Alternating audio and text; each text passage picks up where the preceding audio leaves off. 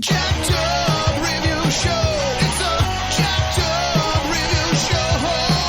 Jacked up review show. It's a jacked up review show.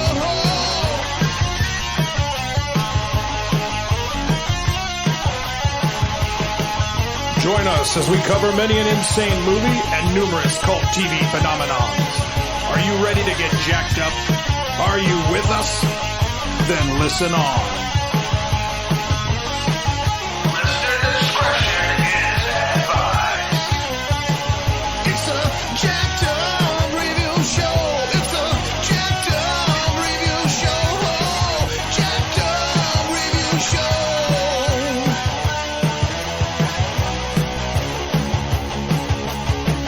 It's a jacked up review show.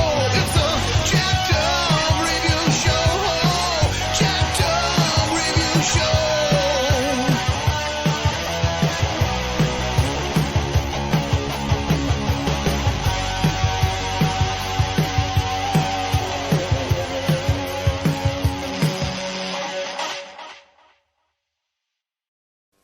For somebody charged with murder, there is no better friend in the world to have than my firm. I know you're innocent. I'm the lawyer who lost this. You think you know what the truth is? You're deciding who lives and who dies. These people got nobody else to turn to. All I need is one juror. You screwed up? You lied to me.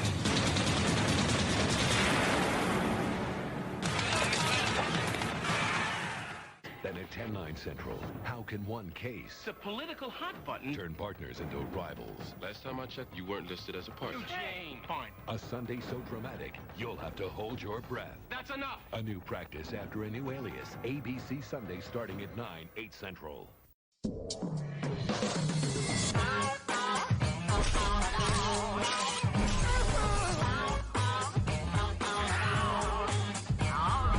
I'm the greatest trial attorney that ever lived. You will not beat me.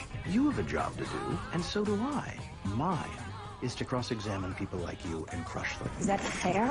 I don't understand the question. Men sometimes find me attractive. From time to time, they'll even hit on me. It's all deeply rewarding, but you're hot. Sorry to interrupt. Brad Chase. I like to be straight up with people, and if there's an issue or conflict, let's address it head on, if you don't mind. I have trouble talking that fast. This is my daughter. She tried out for the national tour of Annie, and she was passed over because she was black. What's your case about, Brad? It involves interference with contractual relations. You mean lesbians? You like saying? I do. Say it again. Lesbian. Keep going. Lesbian. All together now. Lesbian. I also like to watch. Hello, Mr. Criminal. What are you charged with? Murder. You got yourself a top-of-the-line criminal. Miriam has a criminal case. Can I count on your sensitivity? Of course. She's charged with engaging in sexual conduct for a fee. You're a hooker. I'm now before 9 presumably intelligent people in the justice business, and you don't care. Mr. Crane, I'm not following your argument. That's because you're a moron. You are in contempt. Mr. Shore, until we meet again. Yes, Your Honor. She's attracted to me. That ruling was suspect. Bribing a judge. Oh, I see. There's two of us. Here's a health tip. Walk away. Why would I do that? First of all, I would never, ever do anything like that. Never. Secondly, if I did, I would never, ever cut it. Never.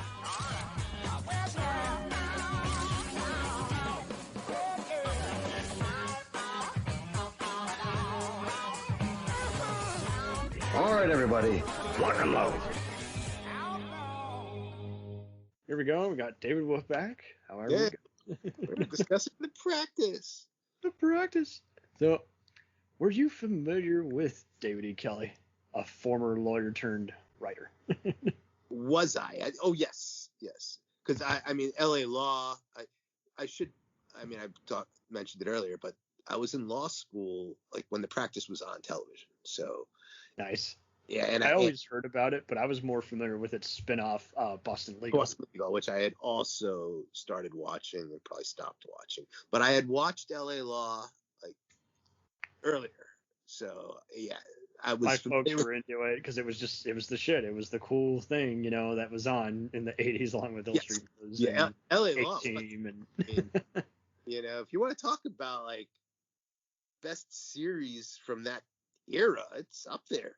Like it still holds up. It's not bad.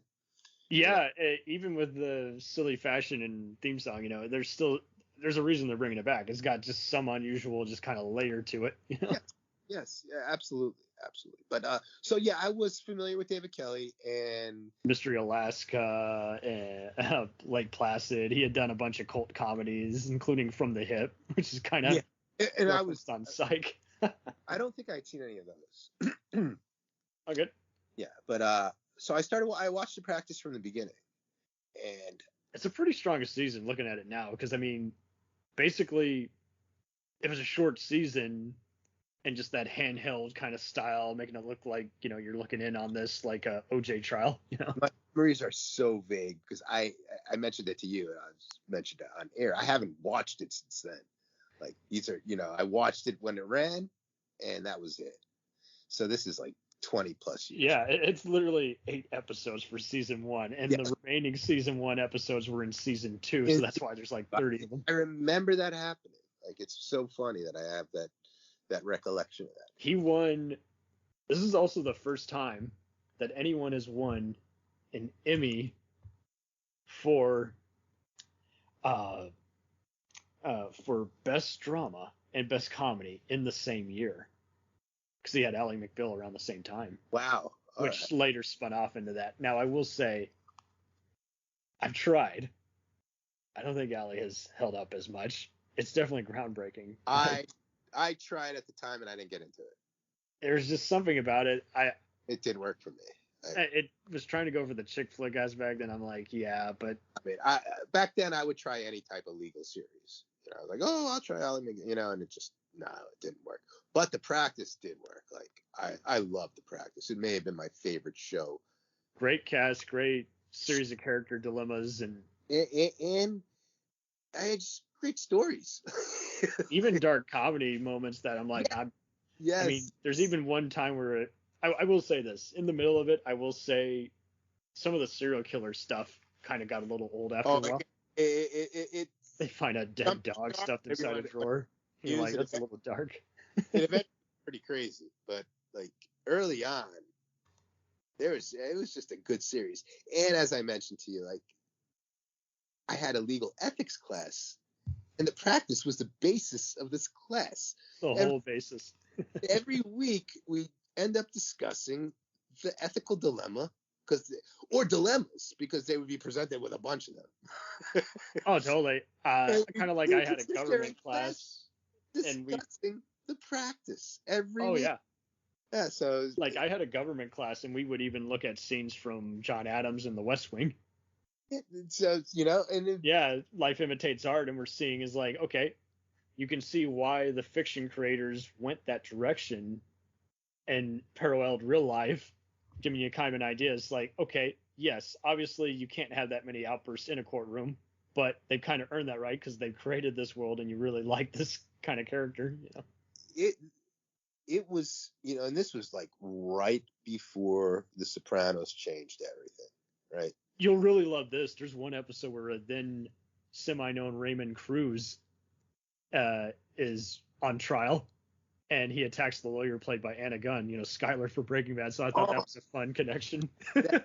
And I mean, I obviously Tuco attacks Skylar. Wow. I'm surprised I haven't seen that in some type of meme. But that's hilarious. Yeah, not enough people are watching this. And then what? Lara Flynn Boyle ended up being in that series, and odd stuff. She was a prosecutor. She was really good in it too. Yeah, and I liked how they would deal with rumors in the workplace, because it was advancing from, like Kelley even said, it was basically his spiritual sequel to LA Law. Yeah, absolutely. I mean, because Law, I mean, fired. They had some lesser seasons near the end, but I liked how it ended. Cam, they would use plots. He would reuse the same plot from LA Law. Like I remember that. Yeah, and then they ended even more disturbing.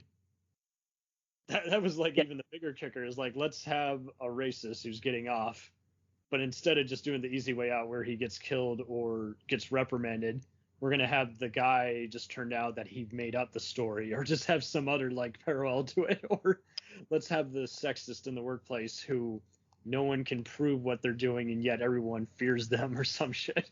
Yeah, a much more realistic. Yeah. You know?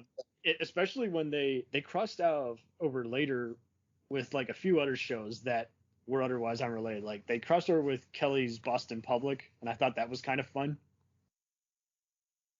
Just showing how some schools have certain right to teach certain things and how they deal with lawsuits. I think I have a vague recollection of that as well. It crossed over also with another show that was on at the same time. I don't know if you ever saw Homicide, but Andre Braugher and his creator that had a short-lived show called Gideon's Crossing that showed it was kind of their St. Elsewhere, but they crossed it over briefly with Boston Public or Boston the Practice, and it was one of those. It worked, but it wasn't. I wish they would do more like this nowadays. Like the Chicago shows, I think, do a good example of how to have a crossover without being intrusive on the main narrative. And it seems like other shows for a while, they would do crossovers and it wouldn't pay off because it would just, I don't know, it just would feel too much like a cheap ratings, wannabe, Yeah. A cheap grab. And the ratings ploy. I will say this is probably one of the few shows where they get where they get rid of most of the cast, but it's actually pretty welcome just to bring in, such a weirdo like James Spader and have him be such another just he was great. That's a law-abiding guy. It's like no wonder. I mean, and the show won Emmys once again. There's a reason only seasons 1, 2, and 8 of this are on DVD. It's like James Spader was fantastic. He ended up being in Boston Public too, right? About Boston Legal, he and Denny Crane. Boston Legal. But yeah, just to see Shatner in that light, after years of stupid movies, he'll always be Captain Kirk and T.J. Hooker and everything. And it's like to have him be Denny Crane, this Michael, that's the same year as The Office it came out. So I was like, yeah, this is the year of just the shitty bosses who you kind of find amusing, and yet, they're doing everything wrong they could possibly do. I mean, it's funny how this pretty much The Practice lines up with The Sopranos, right? Like they both start around the same, don't they? Around the same time, yeah. So that was around 98, and yeah, Sopranos was a year later, but same kind of deal. Like they were getting way darker. There were a lot of shows they were trying on both pay channels and network TV that weren't lasting too long because they're just so dark, It's like the zeitgeist. And you can also, I mean, kind of presages 9/11 is right on the horizon. I was really surprised going through this. They didn't have too many 9/11 themed plots like so many other shows did, but that's a good point too. They did talk about other just freedom of speech, if that we're still having today. If you have a hate message, on a piece of paper, and the guy is trying, do they have technically the right, but is it right? Yeah. If what they're saying is, slurs, do you give them that right? Is that still obscene? Is like we will never evolve as a society. So, but I will say it goes the extra mile too by also just showing how multiple times they're almost being reprimanded or having to close down their firm. Yes. Any other show would have just taken the easy way out and said, and that's where we have such and such cast member X. It's like, no, this entire season they're suspended trying to get their license back. Definitely, like much more realistic. Representing scum this entire month, There's just, you could even feel like something in the air with these series, I think. As far as yeah, I try watching a legal show nowadays, and they often just stink, just because they're so by the numbers, because they don't know really what to do.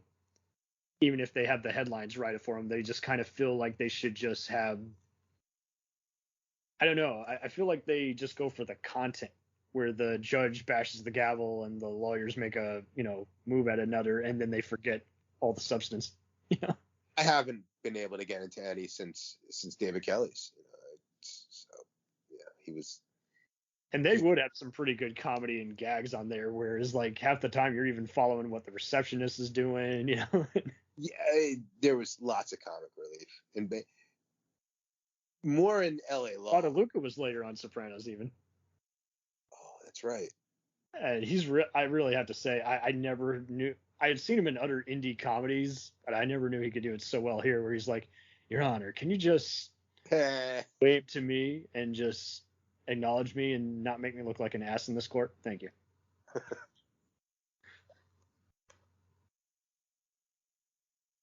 Oh, man.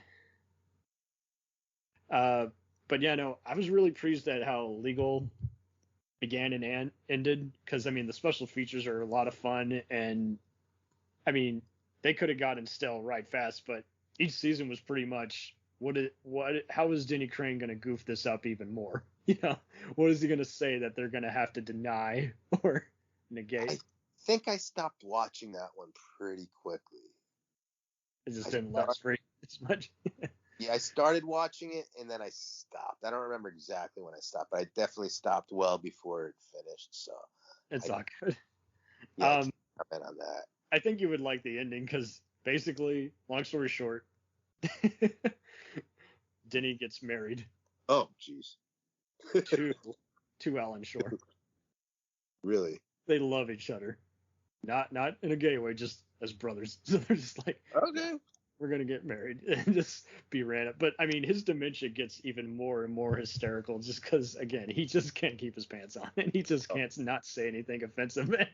Having Candice Bergen on there was just hysterical because, I mean, she's, you know, the Shirley Schmidt in the Free Partners, and it just was so hysterical how half the time we don't even see the third partner because he's even worse than Denny. He's like gone bonkers. And I mean, what was even funnier, I think, was probably just how the fact that half the time, I mean, Denny basically represents just the bored kid in school. Half the time he's not listening to any of the arguments that are being made, and basically he just sinks to the lowest common denominator. And by the way, Your Honor, this man is fat. And this guy is how many seasons did it run? Oh, it was 5 seasons, and I was glad that he ended it that way because he knew he couldn't just keep going on. I think Kelley at that point had really evolved as both a showrunner and as a writer because he's like, he was looking at the history of his shows and he realized, okay, eventually everything has a certain amount of time before it runs out of steam, and this is a 5-year run tops. I mean, that's and that's another thing like with Breaking Bad, you know, like Gilligan's like, we're doing 6 seasons, it's ending, that's it. Yeah, it was a 6-year run. 6-year, we know what we got. How it got picked up. And the same thing with Better Call Saul. It's got 1 more season, I think, right? Or 2 more seasons. Fortunately, 1 more season. Right? I'm so glad that everyone has had all the time to catch up on it, and they've been doing all the marathons with the actors actually talking in between the scenes, showing the making of. Yeah. Oh, and I don't even think I've seen all those, but I want to see that. They were a lot of fun, especially when they showed the shocking shootout in last season. I'm like, oh wow. That was a big deal because the creator was directing that episode, so you know, he was having the most fun. But yeah, no, it seems like when they try and do something even edgy nowadays, I think a lot of people are tuning out because they just know that everything just gets canceled right away, so they're losing patience. They really are. There's definitely a lack of patience, I think, just in general, but right? Like it's gonna happen when it's like, well, you wasted my time. Yeah, it's funny because it's 20 years is a long time, and you know society's changed, and I don't know, would The Sopranos have worked today? Ooh, very good question, because the other shows wouldn't exist without it. Maybe they would. I mean, I think you would still have Sons of Anarchy type stuff. I think that owes way more to Oz, just showing the different. I think that's true. But yeah, Power would not exist. Ray Donovan would not exist. You might have some version of Saul or Breaking Bad, but it would I mean, you wouldn't have the Shield, definitely, because they especially just kept saying, he's a mix of Tony Soprano and Hannibal Lecter with a badge. Because that's all he does. And just like I had trouble getting people into Power or The Sopranos because they're like, oh, I don't do thug stuff. I had the same issue with The Shield. I could not get them into it because they're like, oh, it's another cop show. I'm like, no, not at all like any crime show. It's got cops, but it's not a cop show. Initially I may have been hesitant about The Shield because of that initially. But yeah, no. Definitely not. And it's just so morbid. There's many times like I would try and marathon it, and I couldn't because I would get a headache. I feel so claustrophobic sometimes, just feeling trapped inside the interrogation rooms. There's a whole. I mean, and it's a great show, but I was even pointing to that. It's an anxiety. It can just watching some of these shows can make you feel that way for sure. You're right. I gotta just have a quiet. Gotta shut this off. This is too much. This is making me feel like I'm about to. Right. Like there's some creep watching it on me now. You can get that feeling, which I mean, they did a good use of the voyeuristic aspect too. This is like you never saw that. Totally. We'll return after these messages. Hey, feeling down? Feeling low? Not enough podcasts about movies in your life? Why not try... They must be destroyed on sight! The new Podcast Cure-All, sure to get you right with the world and on a path to better living. We have exploitation, we have Italian horror, we have zombies, we have slashers, we have crime films, we have spaghetti westerns, we even have sci-fi and sex comedies. So take a dose of... They must be destroyed on sight! As needed, and let the hosts, Lee Russell, Daniel Harper, Paul Romali, and the odd guest host cure what ails you. Warning, may cause atrophy, African consumption, black fever, bone shave, chin cough, colic, cramp colic, dropsy of the brain, elephantitis, grocer's itch, jaundice, mania, miasma, mortification, palsy, Pott's disease, rheumatism, scurvy, St. Anthony's fire, summer complaint, and worm fit in some people. Consult a physician before listening.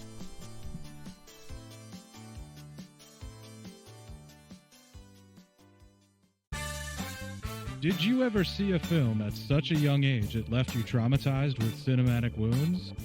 Necrophilia. It's a dead issue, man. Don't push it. Cinema Psyops is a weekly podcast documenting an ongoing experiment on the mind of an unwilling test subject. No one should have to watch this movie. Oh, no one should have to watch this? No one should have to watch this movie. Surprisingly, it's not a topic that a lot of people really want to tackle. I'm shocked, prudes. I know, really. Right? It's the next sexual frontier that no one wants to explore. I am, in the most sincerest of senses, disappointed in you. It takes a powerful goddess like Connie, jam her arm down the monster's throat and kill it. Oh, I'm still tripping out over that. Even as a kid, I was like, I gotta find a girl like that. Every week, I get a new look of disappointment that I never thought I could get out of it. Unimaginable. At 12 years old, you should not be watching this movie. Obviously. At 13, you should not be. 14, you shouldn't be. I'm not entirely sure even 17-year-olds should be watching this. Just because you're offended by something doesn't mean that you have the right to demand that it doesn't exist.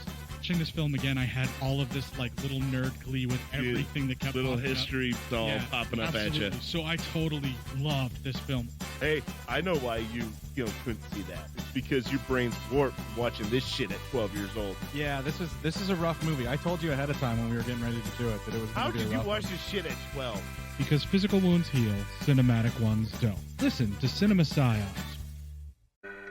Hey everybody, I'm Corey. And I'm Zach, and we're the hosts of Podcasting After Dark, a cast dedicated to late-night horror and sci-fi of the 80s and 90s, often found on HBO and Cinemax. You know, the movies your parents didn't want you watching as a kid. You can find us every other week on Apple Podcasts, Spotify, Podbean, and Stitcher. This is what you want. This is what you get.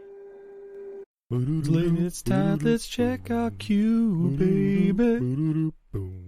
Pair it with a couple brews, baby. We love good movies. We love the bad ones too. So we watch them all and pass their lessons on to you. Oh yeah.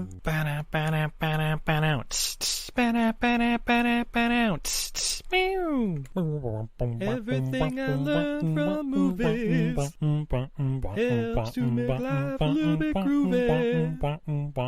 Whether one last plot holes or gratuitous movies, it's time to get busy with your friend Steve and Izzy at eilfm.podbean.com. Welcome to Who Was She podcast. I am your host, Tara Jabari. After a decade working in documentaries, marketing, and all things digital media, I found that podcasting is a strong medium to share stories.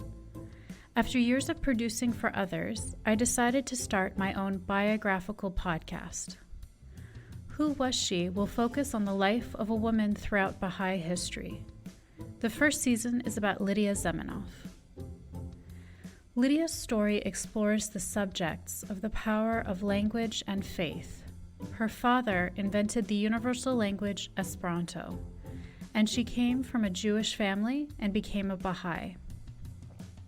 She grew up during World War I and was killed during World War II in a concentration camp, despite heroic efforts to save her life. How can one person's life intersect with so many others, connect across borders, and inspire a biography which inspired this podcast? Over the next few weeks, I will share her story with you and the lives that were most affected by her and those who affected her life as well. They include her father, Ludwig Zamenhof, her spiritual mother, American journalist Martha Root, and the Baha'i German soldier Fritz Mako, who worked for the resistance undercover while having to serve the Nazi Party. I want to thank the author Wendy Heller and George Ronald Publishing for their blessing to let me use Heller's biography, Lydia, The Life of Lydia Zamenhof, Daughter of Esperanto, as a main and instrumental resource for this podcast. So please subscribe and learn about this amazing woman who traveled through 3 continents in an effort to bring unity through the power of language. You can also find more information on our Instagram, Facebook, and Pinterest at Who Was She Podcast. Music was composed and performed by Sam Red. I am your host, Tara Jabari. Join us next time as we begin our journey about Lydia Zamenhof.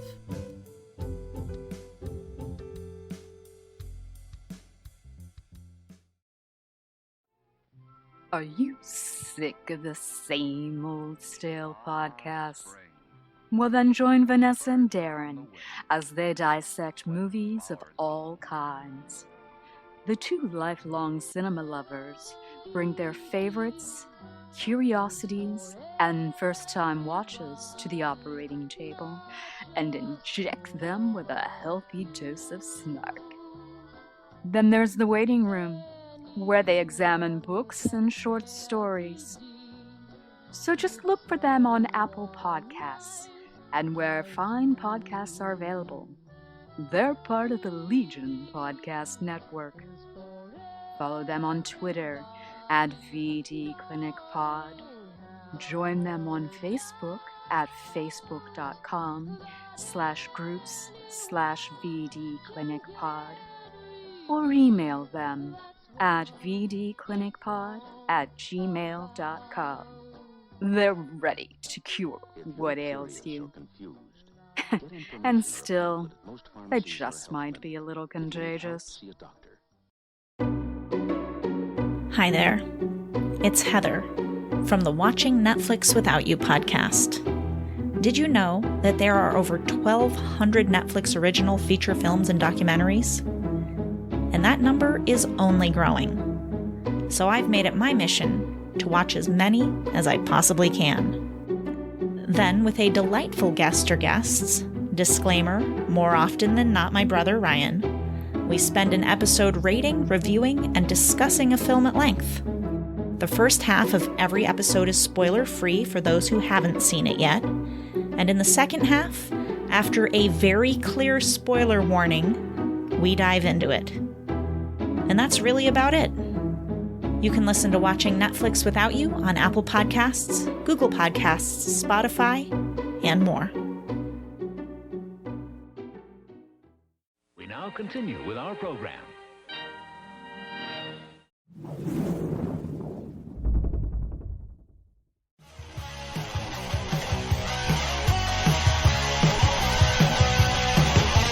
us on the web on Facebook, Twitter, and Instagram. The podcast is available on Podbean, Spotify, iHeartRadio, Anchor, Apple, and anywhere else podcasts are available. Feel free to review our show and leave comments on any of those sites. Thanks a million for listening. It's a jacked up